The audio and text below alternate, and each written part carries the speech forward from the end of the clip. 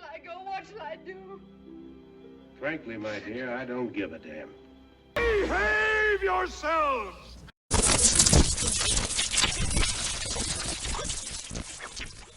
Fellow YouTubers out there, so I'm about to review Megalopolis, but I gotta see it first. So I am here at the AMC Theater, and it's about to start soon.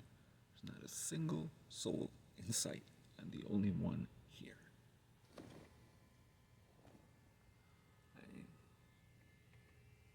Yeah.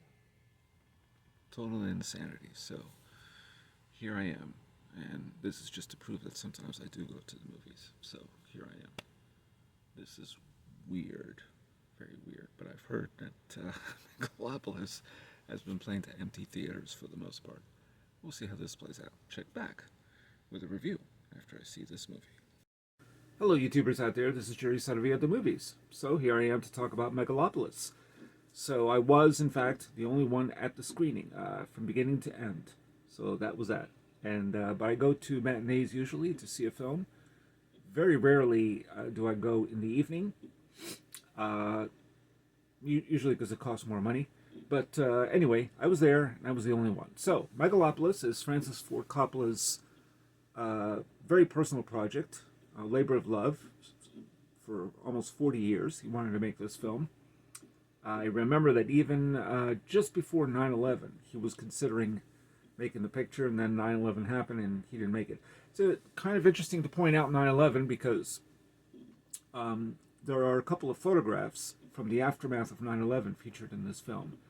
And it's not necessarily set in New York, but it's set in New Rome. That's the name of the city.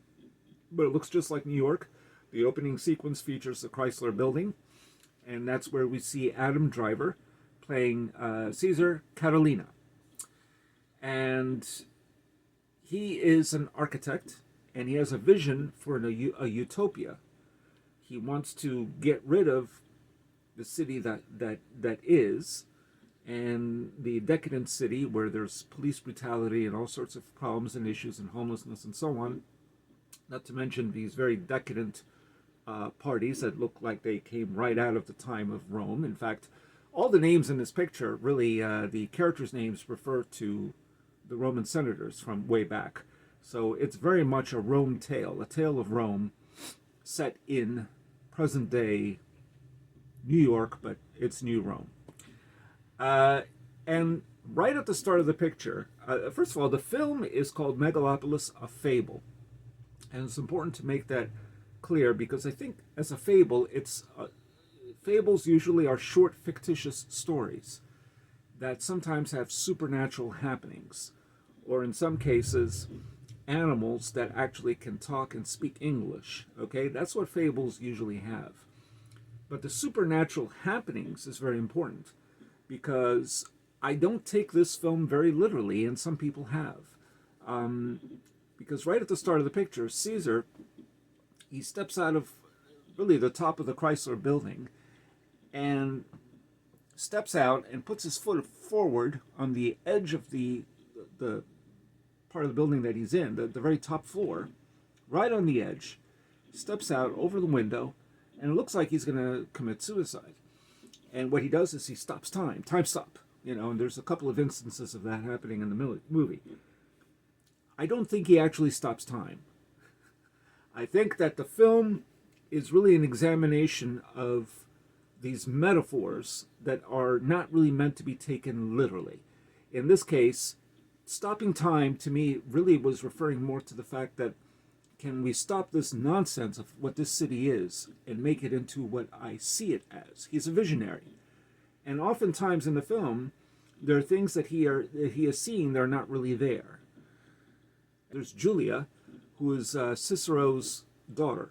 Now, Cicero is the Mayor Cicero, not very well liked, always booed whenever he makes a public speech. And he believes in having lots of casinos and making money and greed. He's very greedy. Played by Giancarlo Esposito. And Julius Cicero is played by Natalie Emmanuel. She's very good, by the way. So, basically the picture is about this sort of a struggle, this tension between the two. Mayor Cicero, his daughter Julia. Julia has an interest in Caesar. Caesar's the architect who sees a future where there can be this bioadaptive building material. It's called megalon, which also has many purposes. It's a very multi-purpose type of substance because it can also restructure your face, especially if you're shot in the eye, which, spoiler alert, does happen to Caesar at one point. So, the film then has this outrageous wedding sequence that is really something to see. The film, you know what? This picture is a lot like Coppola's Bram Stoker's Dracula. If you remember the visual strategy and editing strategy of that picture, it was a lot of parallel actions that occur. And also a series of montages and a lot of dissolves and often superimpositions. It's just an incredible looking film. Bram Stoker's Dracula, to me, is a film in which you could look at it as an artifact, as a piece of art. You may not love it, but you'll say, wow, that is beautiful. That is really something to look at. I may not agree with all the intricacies in it and the nuances and maybe the subtleties or whatever, but it's something to look at. That I feel will be the case for some people with Megalopolis. Megalopolis is a very jumbled narrative, really. Whereas, Dracula is certainly straightforward. This picture is not really straightforward, but it is a fable, and it could have been a little shorter.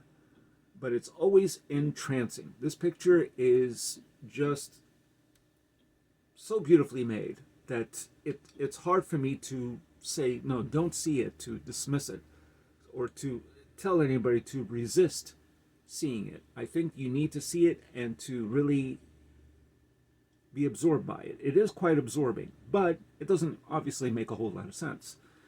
But the thing that I just don't take it literally. And also, the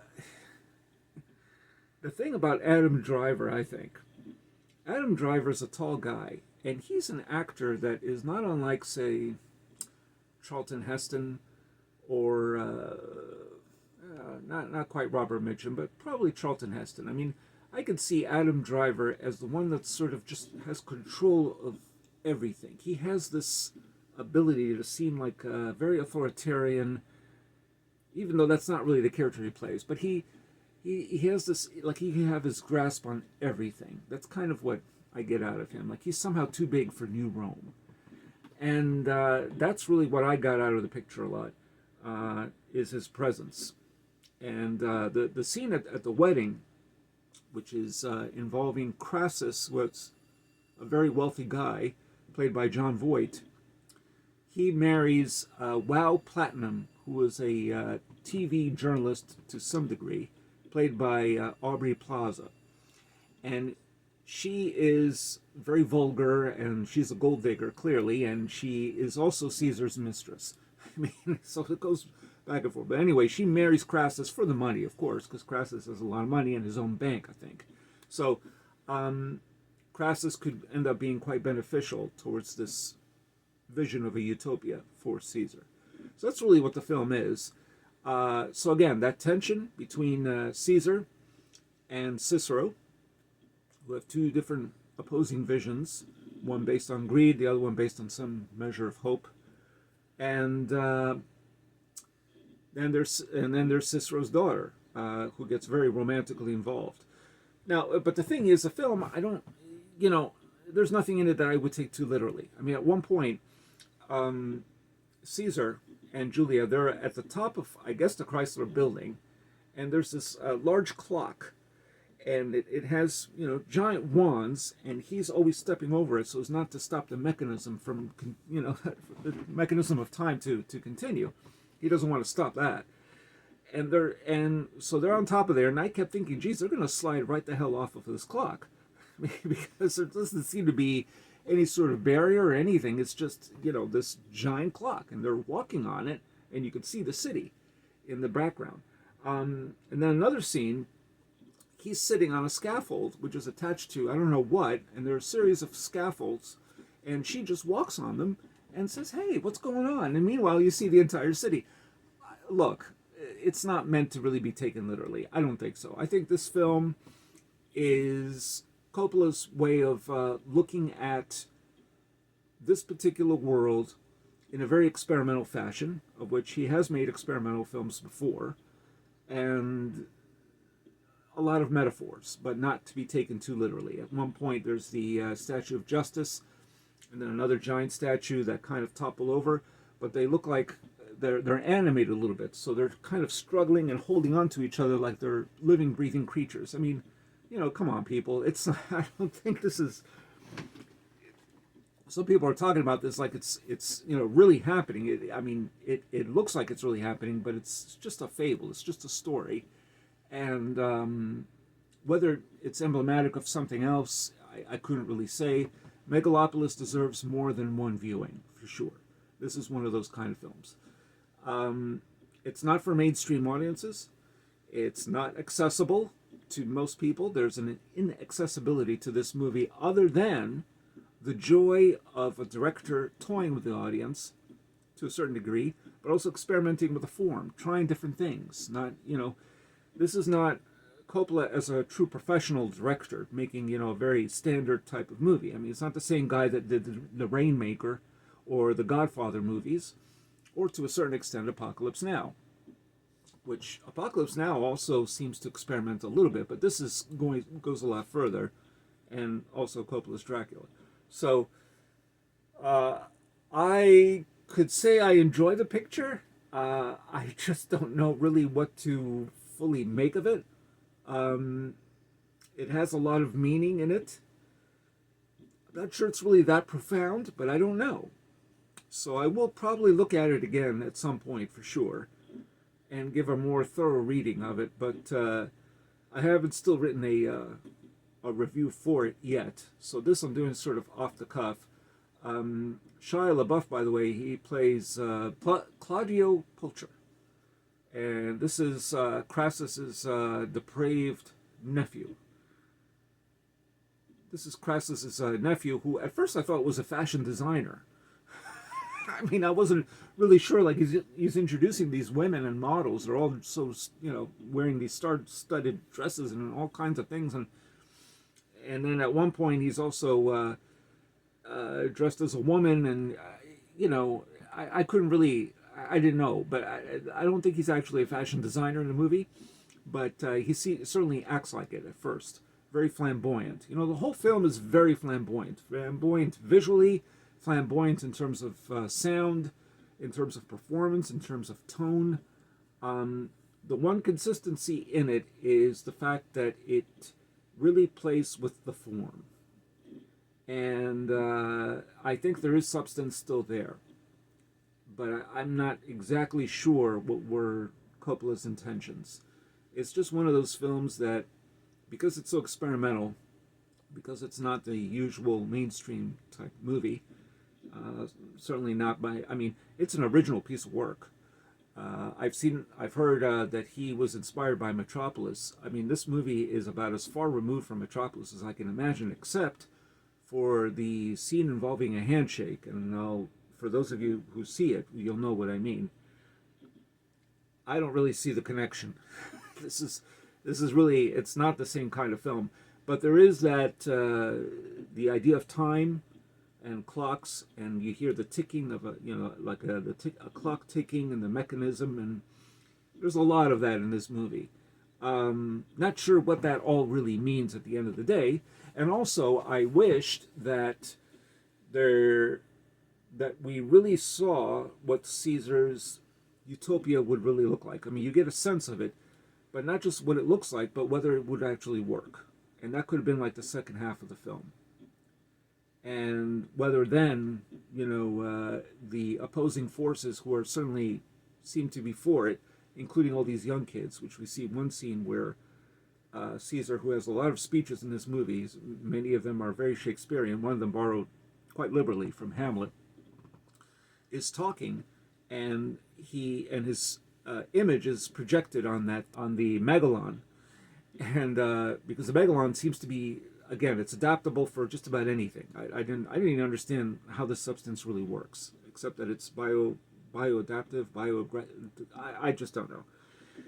But at any rate, his image is being projected like a screen on one of those, on something that's made of I just don't know. But anyway, the point is that he has a speech and he seems to inspire them, and they're transfixed by what he's saying. But will that be enough for a better future? The movie seems to suggest there will be a better future. But I would like to have seen more of that, and whether that better future doesn't cause some other type of chaos that he didn't anticipate.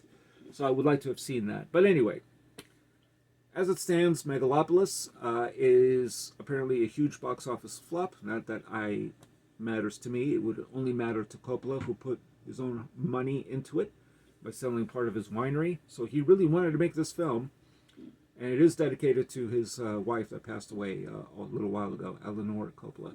So in that spirit, it's the most ambitious film I think he has ever made. I've never seen Coppola do anything quite like this, but in terms of just the visual and the editing strategies of this picture, it bears a close resemblance to Dracula in that regard. But there is no other film I've ever seen like it. And like I said, I don't see the connection with Metropolis, really. But anyway, those are my thoughts. Tell me yours. Have you seen Megalopolis? Do you plan to see it? Do you refuse to see it? Have you heard too many bad things? It's not a bad movie. It's just not a normal movie. And that's a good thing. I mean, we need more original pieces of work. Original works of art, rather, that really seem to challenge what we expect from cinema. To progress from the usual. And we've had a lot of films that were challenging for almost a whole century, but just not enough, really. Not like this. Not in an American-made production. It's unusual. But I definitely do have to see it again. I know there's still stuff I haven't even talked about here. So let me your thoughts. Tell me yours. If you haven't subscribed to this channel yet, please do. Thank you to the new subscribers. I have over 4,000 now. For me, that's pretty damn good. If you haven't subscribed, please do. And those who have subscribed, please hit the notification bell for future uploads. I've been out of the loop for a little while, but I plan to do more videos. And I just had to talk about this movie. It had to be done. And I will talk about it again in the future. I will see it again and see if I still feel the same way. But anyway, those are my thoughts. And that's all I got to say. And this is Jerry Saravia at the Movies, signing off.